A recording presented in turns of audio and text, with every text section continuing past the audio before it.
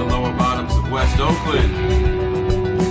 It's Soundwaves, and today I have returning special guest, Senatorial candidate in the great state of Wyoming, Yana Ludwig.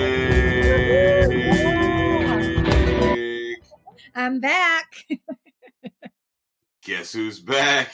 Hold up, wait.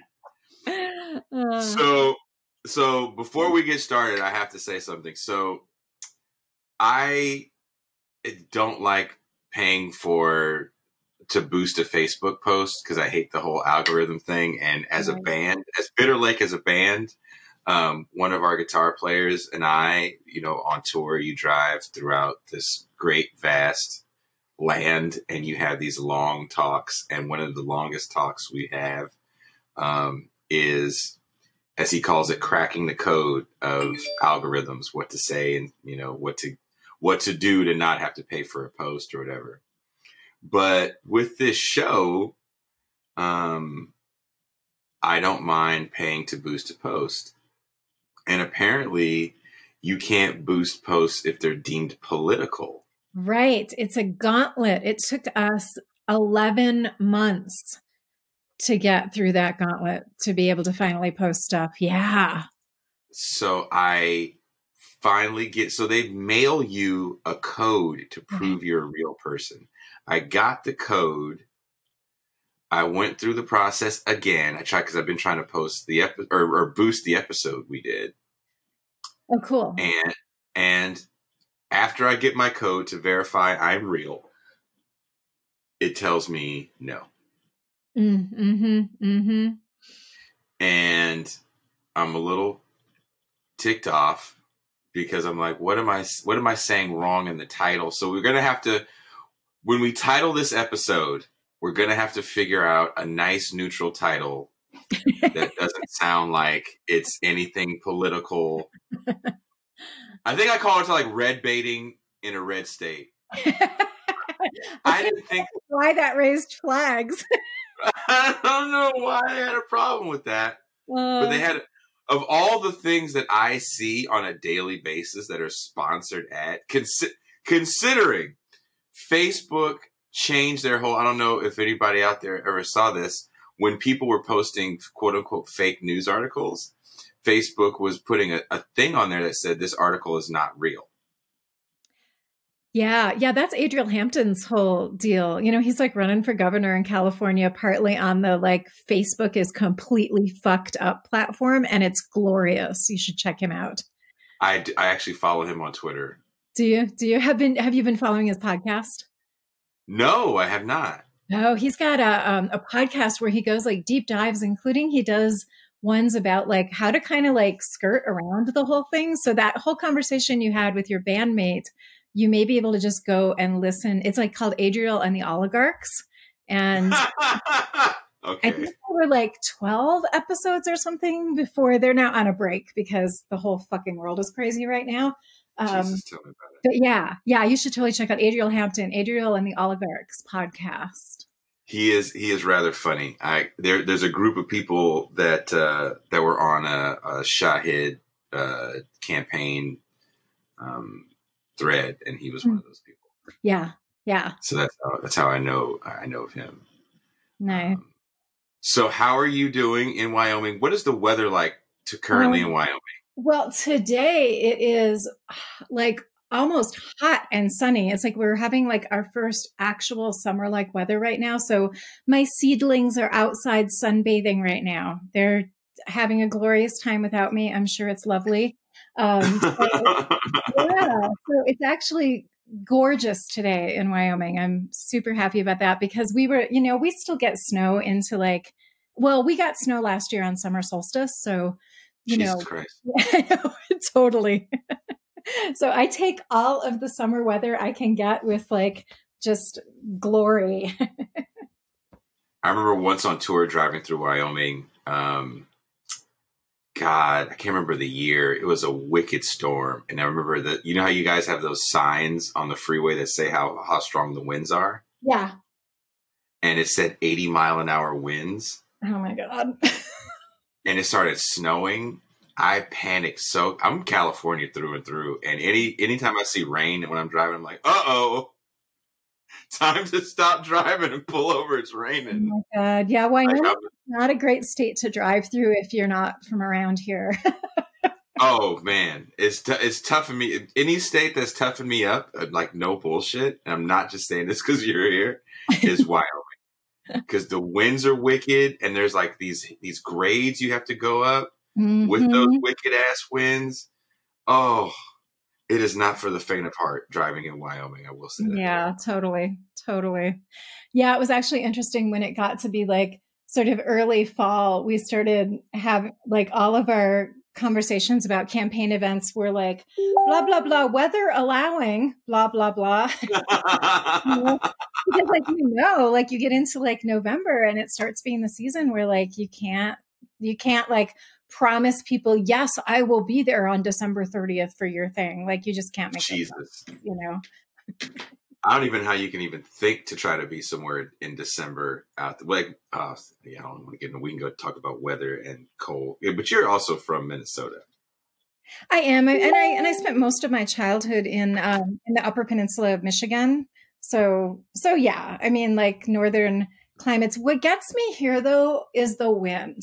I mean, we have wind in like Minnesota and Upper Michigan, but we don't have it like here.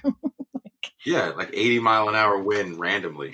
Yeah, it's different out here completely. And it's okay to drive in. They're like, yeah, just letting you know. Yeah. It's fine for us, but we're just letting you know. 80 miles an hour. Does your band have it like a van? We rent vans. Yeah, because that's the worst because they have a high profile and like just like regular car tires basically. And it's like the worst with the wind. So you made it, man. You survived Wyoming. Yes, I like I said, Wyoming is a vast wonderland of a lot of nothing sometimes when you're driving through it. Yeah. Because there's only a handful of cities you can play. Yeah, it's a pretty nothing though, it's lovely.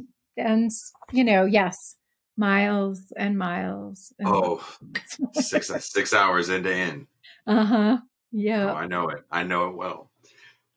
So real quick, not real quick, actually. I do want to ask you, we talked about this real quick off air, but the HEROES Act, which just passed Congress, is getting some flack. I want to say probably more so in the far left community than in mainstream media. I believe Donald Trump said it's going to be dead on arrival when it approaches the Senate.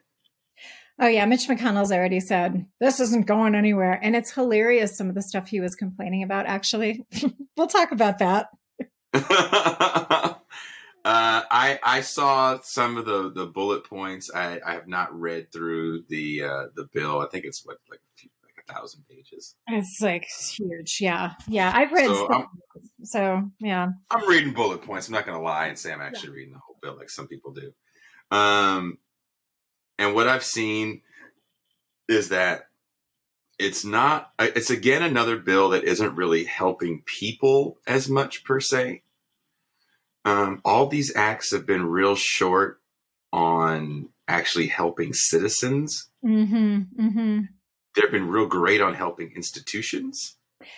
Yeah. Well, and they're also good at obfuscating that, I mean, there's a lot in there where it's like, it kind of sounds good on the surface, but as soon as you like tuck into the details a little bit, you're like, this is a little bullshitty, actually.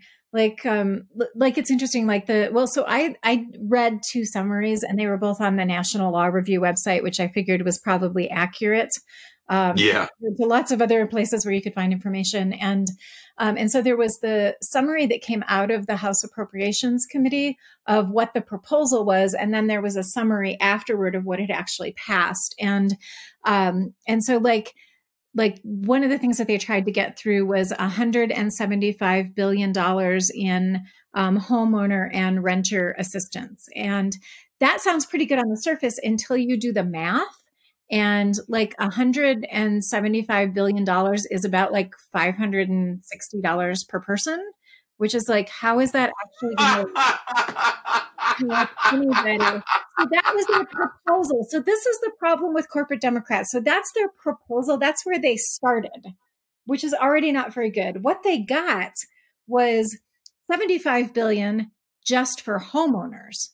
And like homeowners are like, so about like 2/3 of homes are occupied by owners, but it's like, but that's like $324 per homeowner.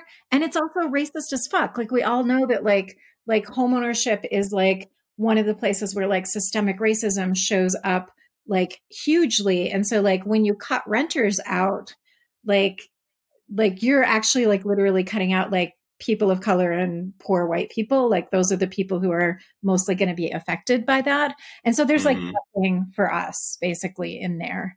And so that was like super disappointing. But you know, it's like, it sounded good what they like 107, that's a lot of money, but it's not really a lot of money when you do math. So, and the other thing is like, so the $1,200 individual stimulus thing is in there again, except that they've got it capped at $6,000 per household, which means like if you have 2 kids, you already got $3,400 and you're only going to get $2,600 more because it's $1,200 per adult. Tricky language. I know. So it's like, it sounds on the surface like, okay, good, we're going to get that same thing again. But it's like, if you have children, like, don't like just make sure your expectations are lined up with reality. And, you know, it still has to get through the Senate. And like, who knows if Mitch McConnell's actually going to like let it go through. And even, I mean, I hope he actually lets it get voted on. But the part of the reason why I think he might be really resistant to bring it in is that Bernie Sanders and Kamala Harris are talking about the $2,000 per month per person level. And so there's some senators that are actually going to try to make it better for everybody. And like McConnell's not interested in making it better for anybody. So I think that might be one of the reasons why, one of the many reasons why he might block it. The other thing is that he made some statement, and I don't remember the exact wording, but it was something about a bunch of liberal pet projects. And one of the things that he mentioned in there that I'm kind of impressed that like the House like tried to slip this in there is marijuana banking. And I don't know if you know anything about like what that's about. No, would you please give a quick explanation? Yeah, so this is one of the things that I got familiar with when I was doing a lot of public banking work and advocacy work. And so marijuana is what's called a Schedule I regulated drug. And so it's linked into the same category as like heroin and a whole bunch of other drugs. And because that's a federal regulation, and it's like, you know, the whole like federal banking regulations are tied up with what federal legislation says, all of these companies that like all the dispensaries and companies that grow marijuana, they're in this really crappy position because they can't actually use traditional banking services because banking, you can't put, it's considered drug money to the banks. And so they've had to jump through all of these like crazy ass hoops to be able to like do business. And so I actually have a little bit of respect for the House, like trying to get through some kind of like correction to the marijuana banking thing. So that was one good thing that they tried to do. It was not a highlight that showed up in the National Law Review summary. So I don't actually know if it made it through or not, but I think because McConnell was bitching about it the other day. And I was like, it's so fascinating, like what he fixates on, you know? Yeah, the man's brain. It's weird because you figure in an election year, you would think that a person who I feel like more so than normal, he's got a pretty high profile. And a profile of being kind of a horrible individual and not being a man of the people. Yeah. And while all this is going on, you know, people are fighting for every dollar they can get. Mm-hmm. Unemployment numbers are through the roof. Last week, we were at 36 million people filed for unemployment. Filed, yeah. More than 10% of the U.S. You know, is unemployed. Yeah, yeah. And like 40% of those jobs aren't coming back, I believe. Yeah, that was what I saw recently too. Yeah. So that's Yeah. millions of jobs that aren't coming back. And amongst all this, you have this weird partisan politicking where I feel like the GOP doesn't want to come across the aisle and do any sort of work to really try to help out people. And then you have the rank and I don't want to say rank and file, but like, you know, the people that are part of the GOP that are out protesting, and they have a right not to wear a mask, which I don't get why that bothers you so much. And I found this Karl Marx quote on freedom, and it says, "Do not be deluded by the abstract word freedom. Whose freedom? Not the freedom of one individual in relation to another, but freedom of capital to crush the worker." I know. I have that up on my Facebook page right now, my personal page. Yeah. Totally. Go on, you know?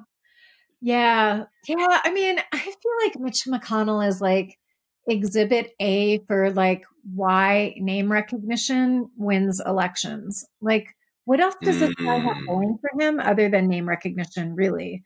You know, like he's like crapped all over the coal miners in his like state, and like he has like the worst approval rating, I think, of almost any senator in the country and among his own constituents. And he still keeps getting elected. And so I'm, you know, even though I'm like not super thrilled with Amy McGrath, I mean, it seems like she actually does have a shot of getting him out of there.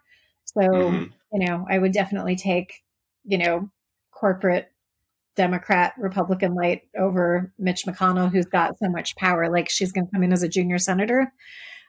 So, you know, that it seems like that's an improvement, but you know, it'd be nice if we had gotten through one of the better candidates in Kentucky. But anyway, hopefully he will get out of there, though, because he is absolutely a destructive force in this country.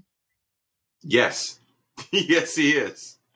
And another thing I feel I'm actually kind of hurt by, because I do work with the unhoused, an extremely vulnerable population. It really, really hits home how important a Medicare for all is. Yeah. Or any sort of expansion on Medicaid. Yep. Yeah. And you know, we're going around in loops again about that in Wyoming. We've been trying to get Medicaid expansion, including the last Republican governor really tried hard to get Medicaid expansion. And so, you know, this has just been a weird, torturous thing in Wyoming, and it's coming up again. And so, you know, our state legislature is getting pressure again, and they're not even supposed to be in session at this time of the year. Like they have a pretty short regular session. And they've been in special sessions, though, to figure out how to spend our state money from the CARES Act. And they're getting pressure again. So maybe it'll finally happen. You know, and meanwhile, at the federal level, like the thing that got through in the HEROES Act, which is like completely and utterly insulting to all working class and poor people, as far as I'm concerned, is this like COBRA subsidies. Like really, like that was your like low hanging fruit that y'all went for there. Like COBRA is like, it's like ridiculously expensive. And so like, you're going to get like some little additional subsidy to make it a little bit easier to buy private insurance from via your canceled employee. Like, can we just please do Medicare for all? Like, really? Like, this whole system is just so ridiculously convoluted. But that's what they went for, was COBRA subsidies. And can you quickly explain what COBRA is for those that don't know? Yeah. So my understanding, and I've never dealt with it because I've never had this kind of job, you know, that offered these kinds of benefits, but it's kind of like a bridge program where like, if you lose your job, you can pay into it to keep your insurance that you had while you were still there. But like one of my friends who lost their job last fall and got a COBRA offer, it was like, I think it was like $1,800 a month or something. Like it was not anywhere close to like accessible for somebody who had just lost their job. So it's a real thing, but it's kind of a joke. It is pretty much a joke. It's a really high payment and a really high deductible. Yeah. Premium. It's really high premium, really high deductible. Yeah. I've seen some people that have like $6,000 if you have a family. Yeah. It's really, this was for one person. It was like going to be like $1,800 a month for one person. Yeah. Oh. So that's disappointing that was what they reached for. The other thing is like some of the things that they got through that like seem on the surface again like a good idea, like a 15% increase to the upper cap of SNAP benefits. So this seems like it's good. And I also know people who get like $16 a month for their SNAP benefits. So like 15% of $16 is not very much, you know? So there's a lot of stuff in here that it's like got that sort of repeat mantra through this thing of like, okay, that sounds good until you actually look at the details. Like there's $20 billion in there for tribal governments who mostly have not received their first chunk of money. So like, I'm sure that feels very promising to all of our Indigenous siblings around the country. There's no funding for small businesses after a whole bunch of the small business funds from the CARES Act got eaten up by big companies. And like, I'm actually, there was this headline, or this story that came out in like finance.yahoo.com that was talking about like how much money was going into big oil with this. And they labeled it a stealth bailout. And like one of them, let me just read you this, like 2 lines from this article. Yes, please. As it headed toward bankruptcy, Diamond Offshore Drilling Inc. took advantage of a little notice provision in the stimulus bill Congress passed in March to get a $9.7 million tax refund. Then it asked a bankruptcy judge to authorize that same amount as bonuses to 9 executives.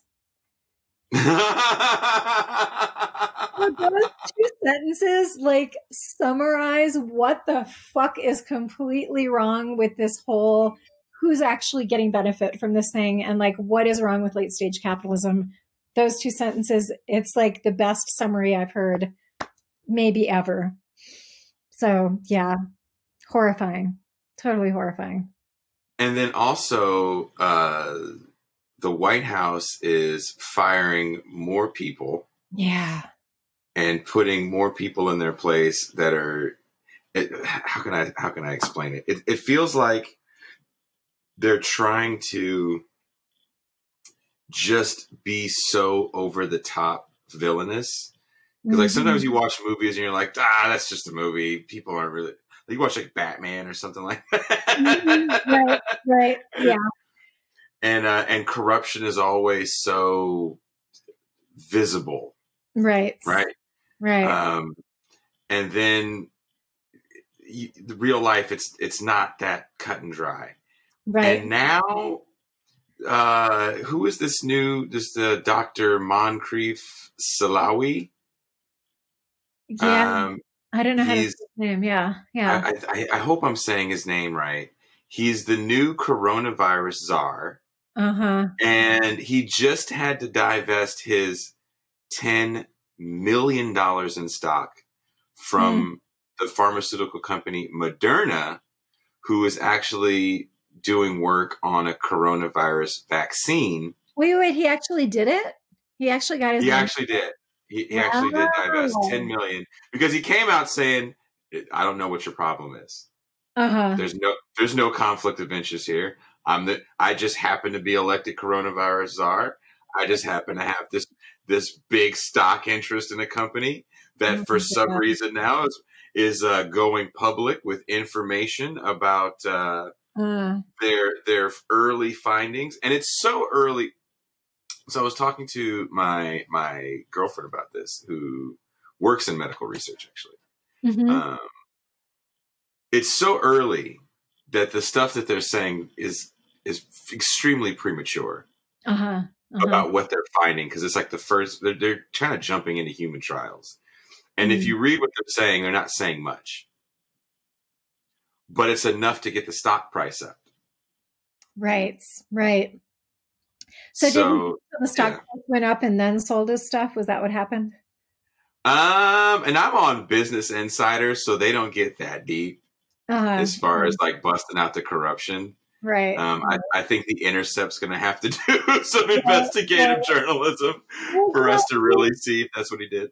I mean, if he actually did sell his stock instead of hanging on to it, I mean, that's kind of like an eighth of a step up on the moral scale for the Trump administration, isn't it? I have this image, you know, the clown car thing where you try to stuff as many clowns into the car as you can. Except it's all the evil clowns that like scare the piss out of 4-year-olds. This is like administration.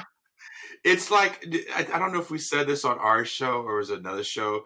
It's like when I don't know if you remember that cartoon Super Friends from like the late 70s, early 80s, Superman and Batman, all them. Yeah. And then every time they'd go to the bad guy's lair, which was in the swamp, it would always go, "Meanwhile at the Legion of Doom." And that's every time I read an article or watch, I stopped watching the press conferences, and I would watch them for this show so I could kind of be up to speed, but he doesn't say anything, and I'm tired of watching. And he's now, when I watch and I do have to ask you about this. Now the whole Trump campaign is pivoting towards hate the black guy. And it's back to this Obama thing. And when he said, to me, I couldn't help but laugh. Like, I was laughing so hard.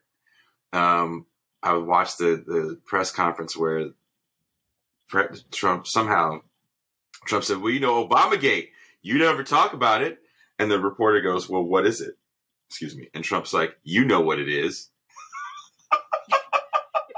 "It's Obamagate." And the guy goes, "Well, what did he do? You know what he did." And it took, the next day, I think, they put together this weird, loose put together timeline of Obama basically conspiring with the powers that be to impeach Donald Trump. And Karl Rove recently said on Fox News, you know, Karl Rove is such a, you know, he's an honest guy, said on Fox News that when Obama gave his commencement speech for black colleges, that it was the equivalent of a drive-by shooting to the GOP. Oh, my God. Oh, these people. You know, so what this triggers for me is that, like, that thing that happens every once in a while where I just go, my brain just stops for a minute because I'm like, I can't. You know, like, there's just so many layers in that statement, and the whole social justice context around like the first black president, and, you know, just like where I just like, I can't, I'm sorry, I can't. Like,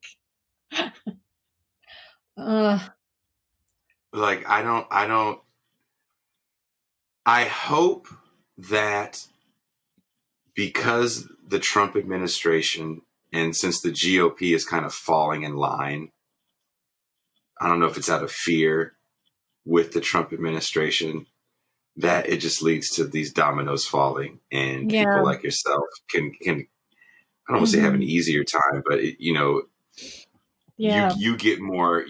People are looking to you a lot more because they can't look to even their own party, because their own party is just so complicit in the corruption. Right. And it's not even like hideable. Yeah. What do you think Mitt Romney's doing right now? Do you think he's like trying to be like the one rat that survives the ship going down?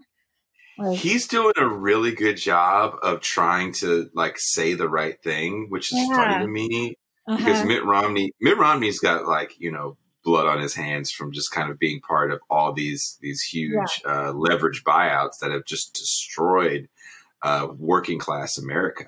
Right.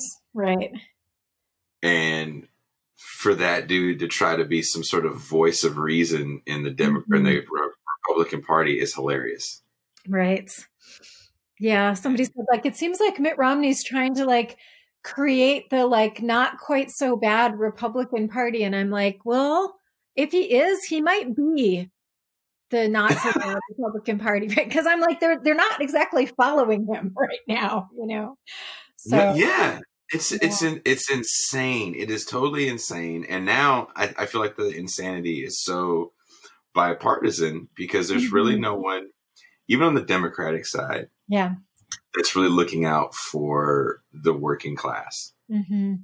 Yeah, I mean, I feel like, we have the squad who I feel like is still, in there trying to do some really good stuff, and and there's Bernie, and it's like I feel like there are a handful of people in DC who are still, pretty solidly there, and it's just such a shit show right now. Like when I try to picture myself in the Senate in a year, I'm like there's part of me that just really hopes that the context is different enough from right now, because I think it must be really hard to just not be like drowning in the bullshit and like Yes, kind of yes. I mean, AOC had something, I don't remember, I saw it, and I'm not on Instagram, and so I didn't actually see the original thing, but where she had said something about like just trying to describe like the pressure that happens when like anybody sort of stands up to the Democratic establishment, and like the level of pushback that they get,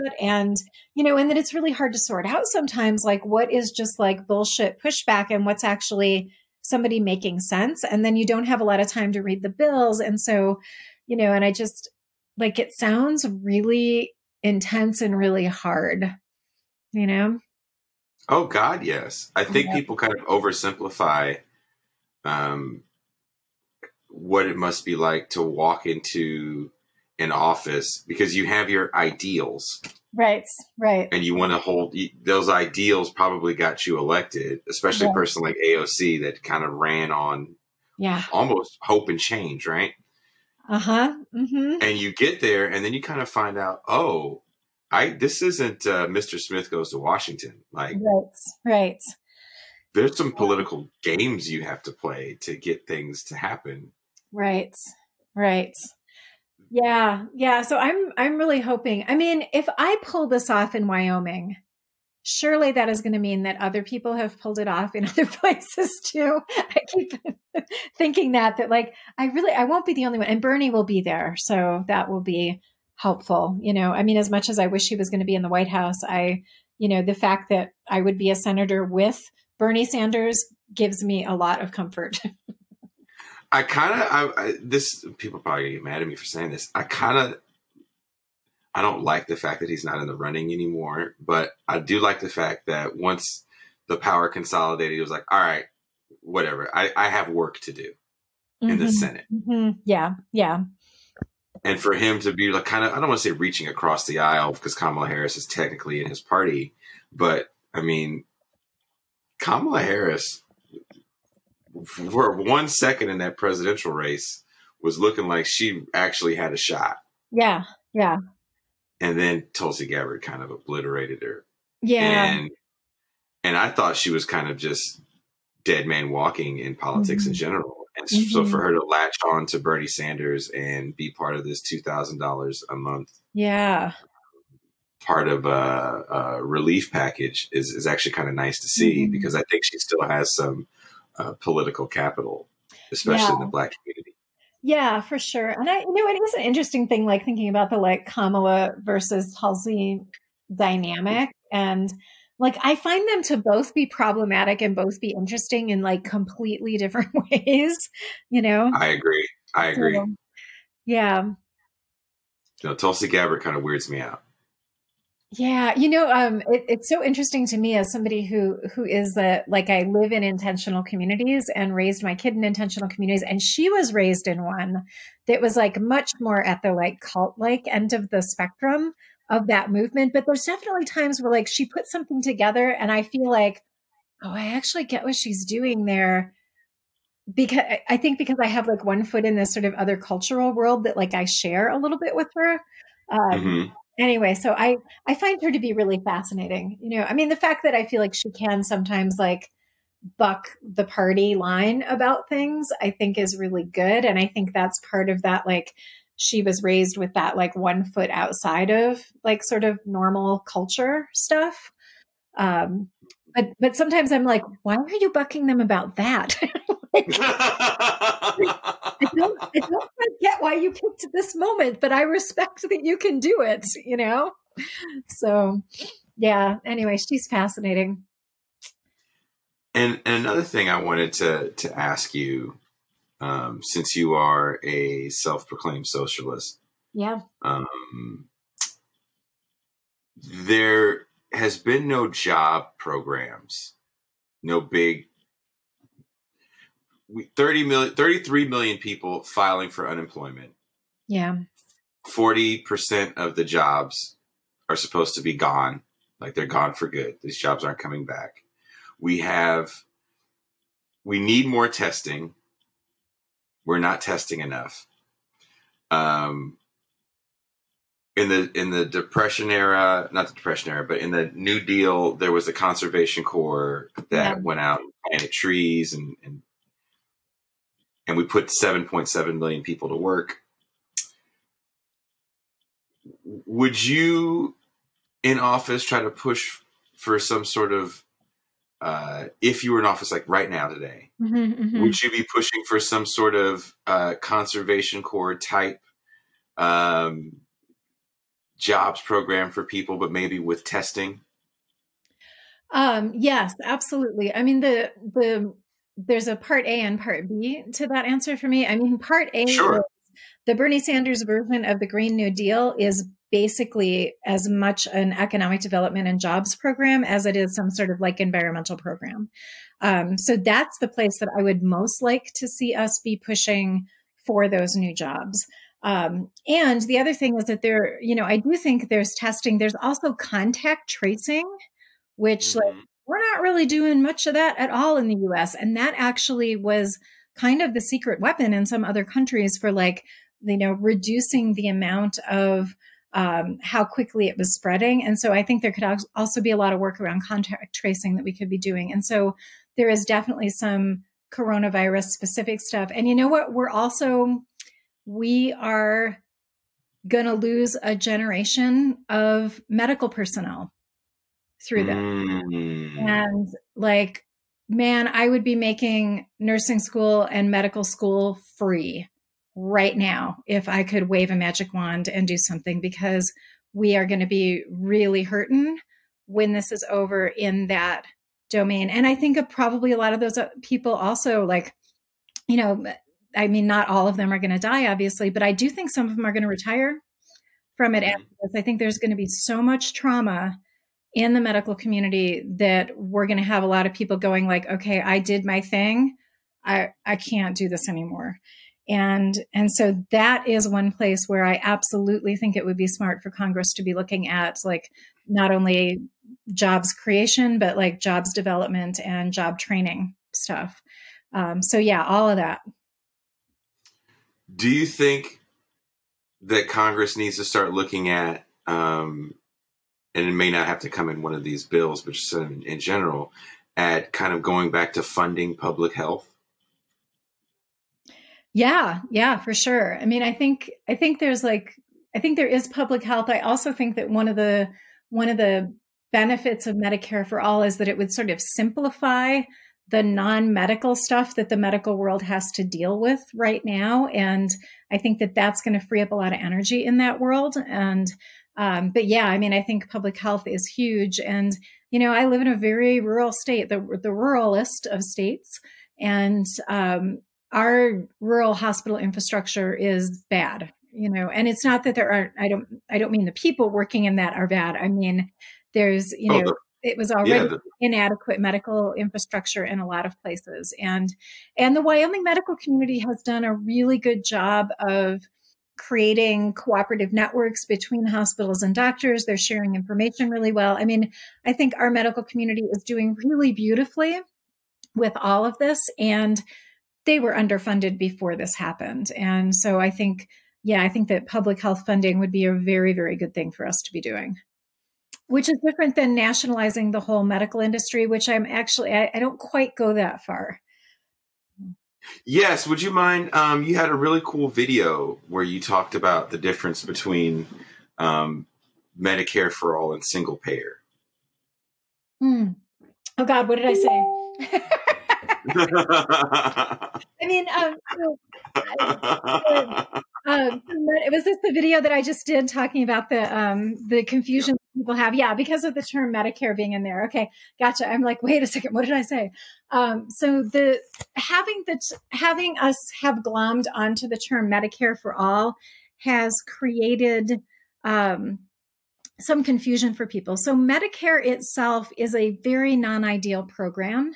You still have co-pays, you still have premiums, you still have deductibles, and it doesn't cover everything. There's this these extra packages that you can add on that cover dental and vision, and so what we're talking about with what's called Medicare for All, and I think really should be called single payer, is a program that covers the full range of services. So it's mental health, it's long-term care, it's all of the sort of usual stuff that you get with medical coverage.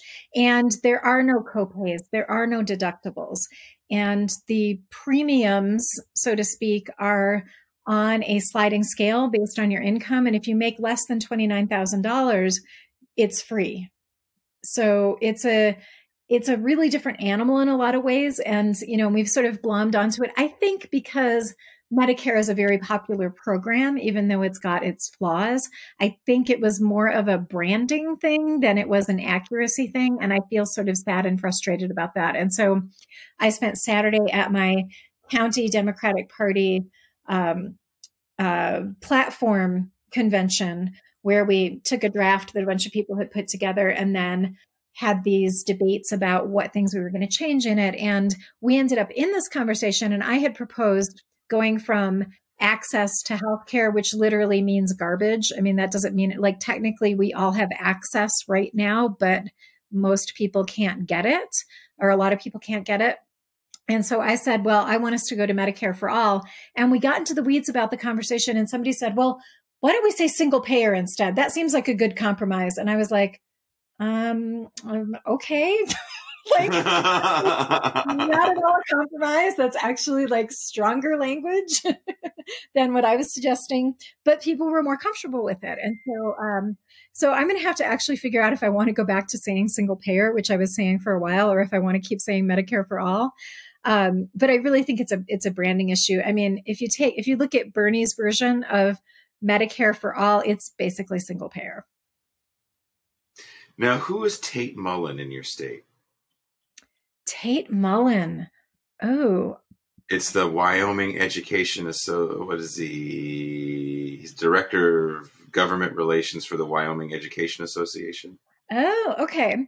Yeah. I mean, the Wyoming Education, they're one of the bigger unions in the state. And okay.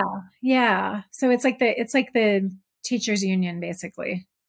Okay, because it looks like he was kind of speaking out for an expansion on a state level for Medicare for all, being that the cost of oil is down, and so a lot of the industry in your state is laying people off.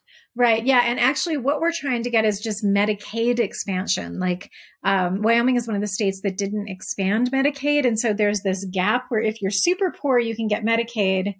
And then there's this gray area between between $3,000 a year and $12,000 a year, roughly, that if that's your income, you can't get coverage because the ACA doesn't kick in until about $12,000 per person.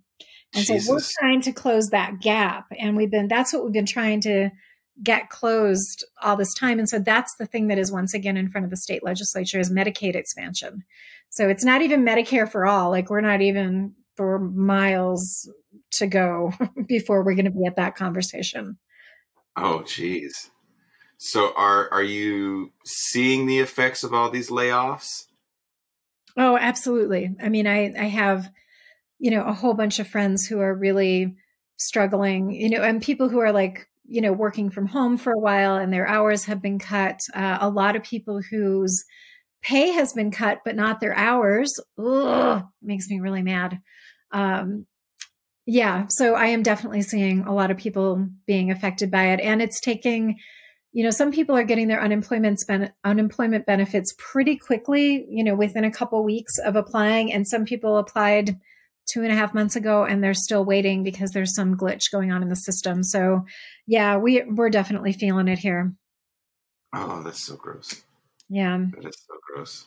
Yeah. It's kind of scary to think that both sides of Congress are not even trying to expand the health coverage amidst a pandemic. I know. It's like, what? I mean, I get it intellectually because, because greed, and because who's paying your bills and who you're beholden to, and you like being an elected official and you want to stay in there. Like I can kind of get it, but it's like, I don't get it from a moral standpoint. Like, it doesn't make any sense to me at all. Like you're not there for you, that's not why you should be there. So yeah, it is really heartbreaking. And, and it's hard having, the vote blue no matter who machine just churning over time when it's like, we're not having any discernment about who we're putting in there, even on the Democratic side. And that's really frustrating. I found out earlier this week that people were specifically recruited to run against me, which I think is fascinating. So we are headed for, right now we have 4 people on the Democratic side in this race who have officially filed to be on the ballot, and rumors of up to 3 more, which would be record breaking in Wyoming on the Democratic side to have that many candidates. So I'll be curious to see if that 7 number actually manifests. But it's like, people don't want, within the core of the party. And I'm saying people, that's not fair. There's a thread of the Democratic Party that really doesn't want people like me and Shahid in office. And boy, they are fighting tooth and nail right now.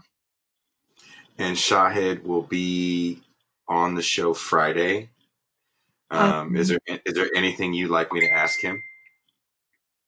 Oh my gosh, is there anything I want you to ask him?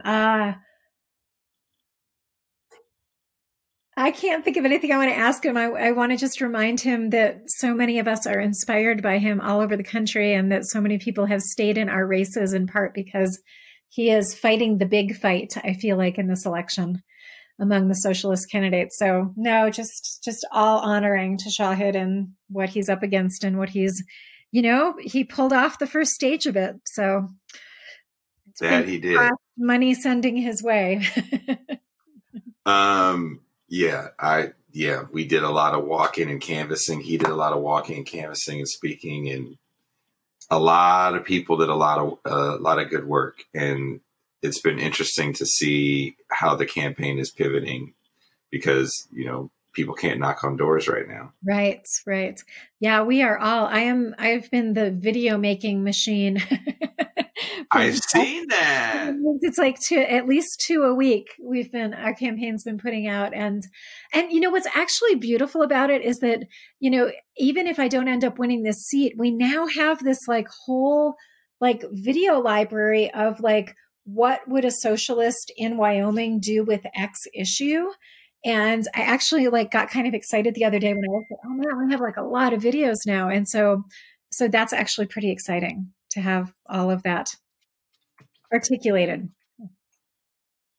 Do you ever think about doing history videos of certain things for people that don't really just brief little, maybe 5 to 10 minute videos on a history of something to kind of even explain your position even more? Oh, yeah, that's interesting. I mean, I've done a little bit of that with sort of explaining what is socialism and what's it to and that kind of stuff. But I haven't actually done history stuff. If you have any people who are actual historians who are in your listening crowd who want to help me figure out how to think like a historian, I would love that.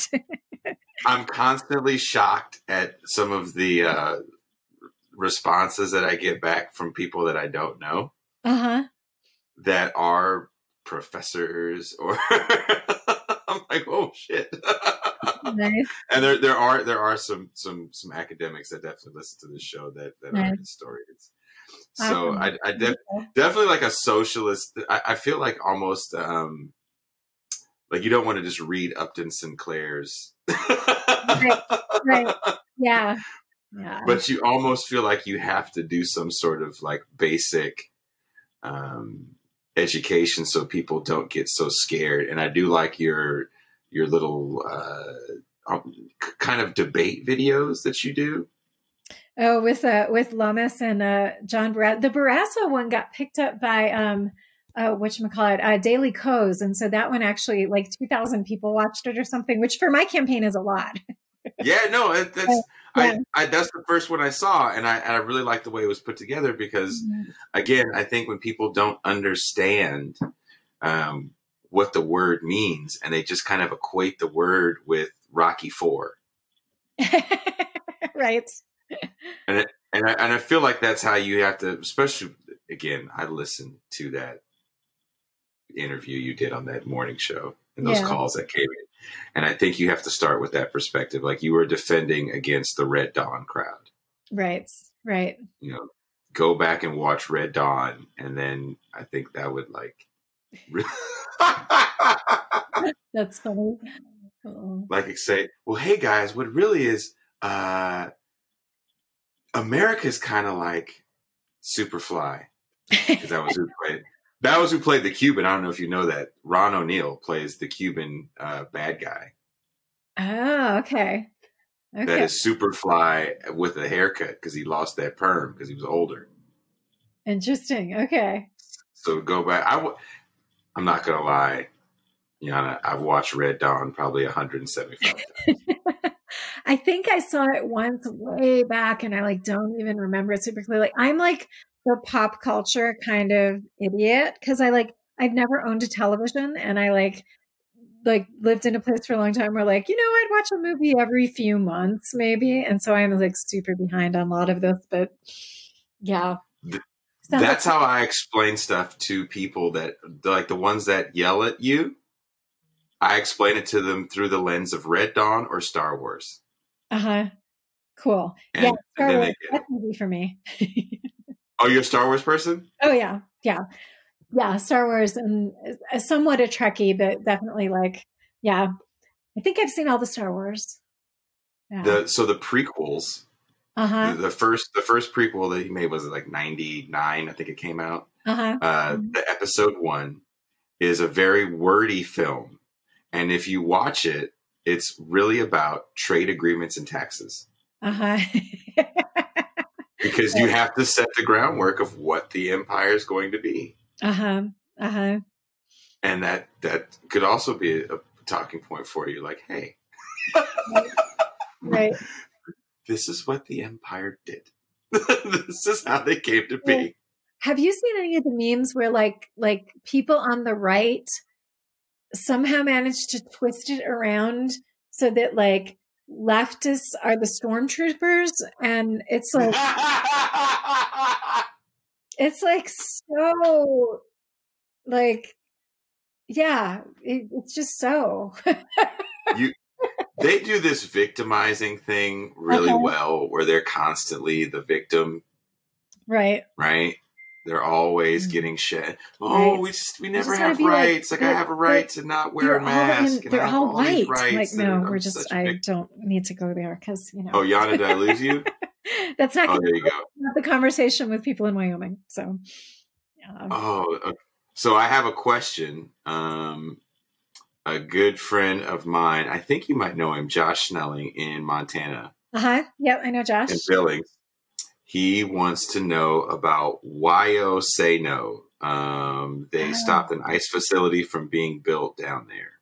Do you know anything about that? Yes, I do. And so one of the founders of Wyo Say No is a really dear friend of mine, a man named Antonio Serrano, who's a Chicano man who grew up, born and raised in Wyoming and dealt with so much racism throughout his life. It's certainly not over yet. And so Antonio and some folks from the ACLU and a bunch of our folks, it was actually an organization that Antonio and his cousin started called Juntos. And so they were the ones who originally spearheaded the Wyo Say No campaign. And it was like a 3-year process to to first be raising awareness about like, so there's this immigration prison that they're talking about building in Uintah County, which is the closest county. It's like right over the border from Utah. And what they were wanting to do was detain people there who were coming out of the Salt Lake City scene, like the court scene there. So it would either be people waiting to be, tried in the Salt Lake City system, or we're partway through that process. And it was really interesting. So I work, very part-time at this point on a podcast called Solidarity House. And I got to interview a woman who is a Latino woman from Uintah County. And she is not, she was born here, but a bunch of her family was not and had been coming to the United States. And it was really interesting talking to her because, her take on it basically was like, I am literally ending up having to fight with my neighbors who I thought loved me about this thing that is scaring me and my family enough that if this thing gets built, we're going to leave Wyoming. Like their entire clan was going to pick up and leave. Like it was really devastating to people. And she had visited people in facilities like this, in other ICE facilities. And so she knows what these things are actually like inside. And like, and people were just like, but it's jobs, and these companies are horrible. Like if you actually go online and like read reviews from people who currently or used to work for these companies, like they're terrible employers. They don't keep their promises and all that kind of stuff. And the county commission in that county just like hook, line, and sinker bought the whole story. And so it's been this long-term battle with the county. And there was first one company that was going to build there, and then they backed out of the deal. And another company, Core Civic, was the more recent company that came in. And they just finally backed down. And so I think it's over. And I think this thing is actually not going to get built. So we have kind of fingers crossed that this thing is finally done, but are sort of watching, to see if there's going to be another company come in or if the county's going to try to bring it back to life. But as of right now, I think it's dead in the water. Yay. Go grassroots activists. That's pretty awesome because a lot of small towns, I know there was even a story in Texas, in West Texas. I can't remember the town in West Texas where they built the private prison and they needed to fill it. So they just arrested the majority of the Black population on these felonious charges. God. Yeah. Because it is jobs. Louisiana has a lot of prison towns in it. Mm-hmm. Yeah. Jobs, locking up and abusing your fellow human beings. Like, I don't get it. Like, I get it from a financial desperation standpoint. Yeah. But it's like, again, it's like from an ethical standpoint, I don't know how you do that. I think it goes back to that freedom quote by Marx. Yeah. I feel like people, I see it even where I work. There's some people that work there that, aren't much better off than the people that we're helping. Yeah. And they get really bossy. They feel very entitled. There's something about that. Okay, now I feel like I'm in a better class now. So therefore I will oppress the shit out of these people that I deem less than. Yeah, it is that whole thing. So I do a lot of, this is like a whole other realm of my life and my reality, but I do a lot of cooperative culture training work. And the first stage of that is sort of unpacking like mainstream American culture. And this really core belief is in there that like hierarchies are good and natural and success is rising in the hierarchy. And this is like core American psychology if you haven't like unpacked it at all. And that's what I hear in that story is that thing of like, I'm a half a rung up now. I'm a better person. And the way to like maintain that is to punch down, basically. We're so much taught to punch down. And I just like, I don't mind us punching. I just want us to punch up. Oh, it's a constant struggle. It's a constant struggle. mean, we're trying to build, because there is no rule book to what's going on right now. You can kind of try to build a better way, right? You can almost try to say, what if we tried to start a community that really, it wasn't us dictating what everybody did. Yeah, totally. And we literally, I'm sorry, go ahead. I do, like creating, supporting the creation of like egalitarian, deliberate, self-governed communities is actually what I do with my work hat on. So yeah, this, and it's hard, because of that cultural training.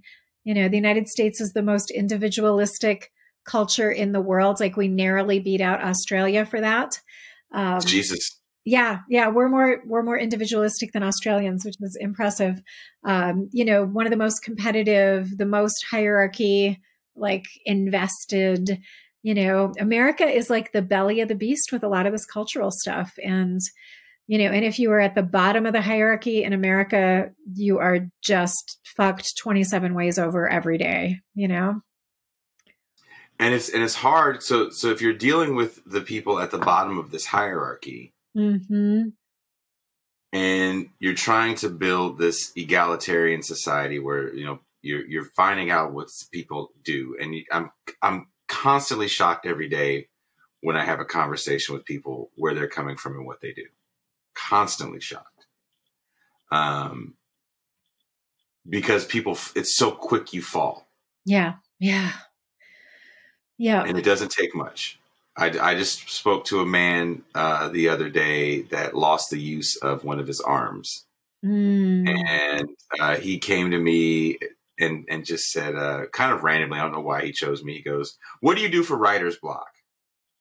And I kind of looked at him like, how do you know I write? I do, but and then we started talking, and he's from Kenya. He went to school in the UK, did his graduate work at UC Berkeley, was a data analyst for a long time, got injured, couldn't work, medical bills, bam.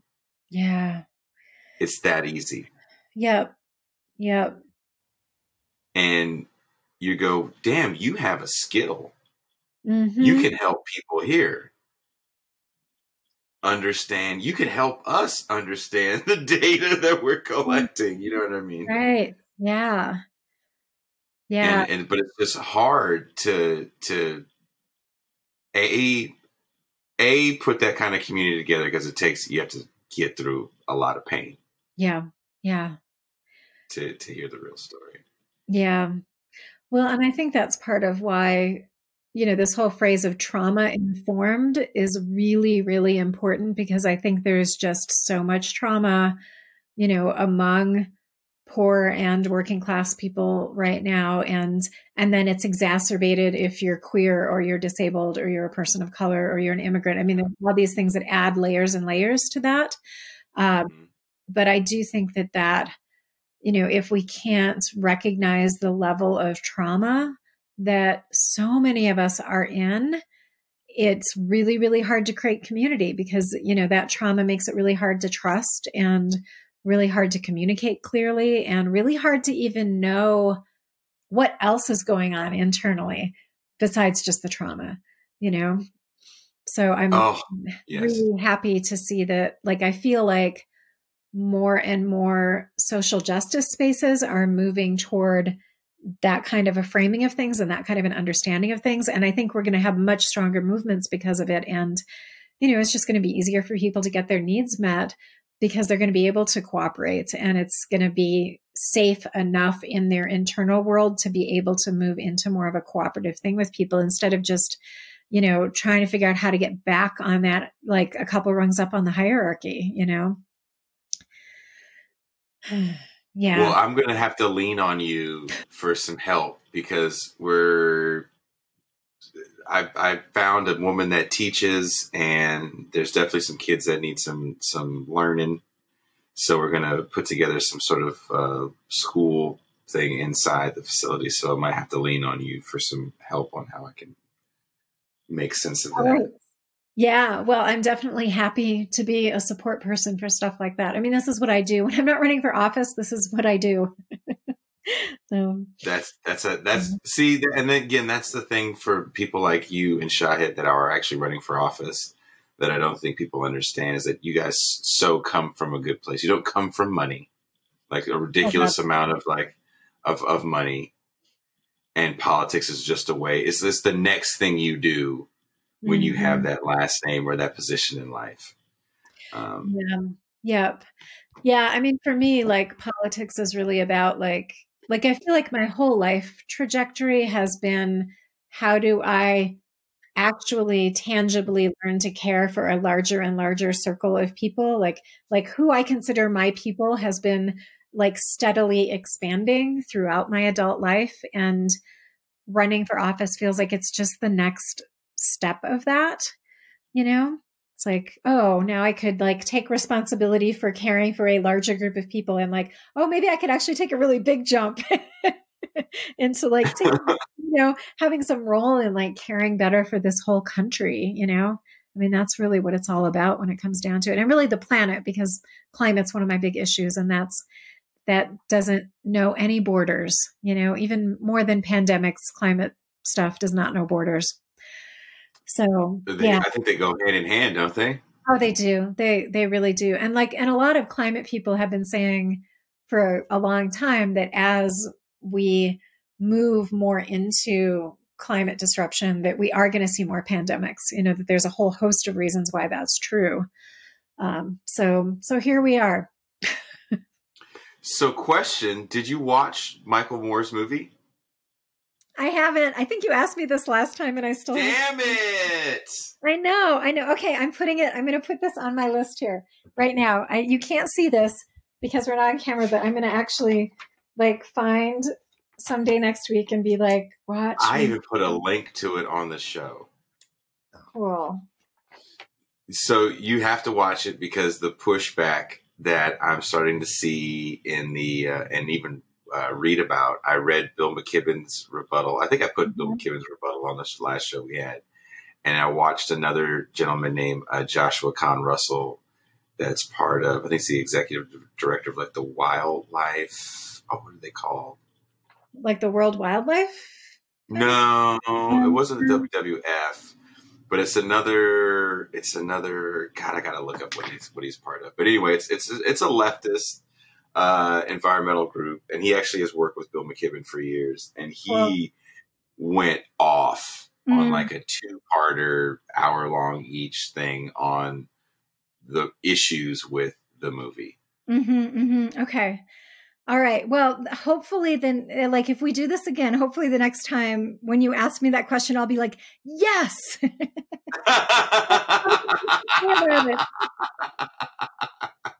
I'm loving these. I'm loving these conversations. I'm loving these conversations. Well, good. Yeah, me too. This has been really fun. On that note, is there anything that you want to, I don't want to say promote. I'm see how musically I'm so used to be talking to musicians. Is there anything you want to shout out? Yeah, just I want to encourage folks to check out my video library, particularly and I know probably most of your folks who listen are more in urban environments, but if you are in a rural environment, like definitely check out the videos I've been doing because we really are working on like building some understanding about like what does an eco-socialist perspective in a rural place look like, and like that's sort of a theme that runs through those videos. And so and some of them are really short, some of them are long, but yeah, I don't think anything's over like 40 minutes. So that's the longest. And I think one of the ones I did last week is like 4 minutes or something. So definitely check those out. And, if folks are able to contribute to my campaign, that would be great. It looks like I'm going to have a lot of competition in the primary, which is on August 18th. And so we could definitely use even small donations. I have somebody who gives me $3.50 a month for the campaign. So like anything is welcome. I know it's like one of the most moving, like every time I see that come through on the report, I'm like, oh yeah. So I donated. So I donated after our episode and I'm going to donate again. Oh, did you? Thank you. Yeah. And I Awesome. definitely shared your Act Blue link, not just on the episode, but also on my personal social media pages. So if you can, I know it's a tough time, but if you can donate and help Yana get into Senate, it's a huge step in the right direction for us as a nation. Yeah. Thank you. Thank you so much. I appreciate it. All right, don't hang up. I'm going to play some music. Okay. Sounds good.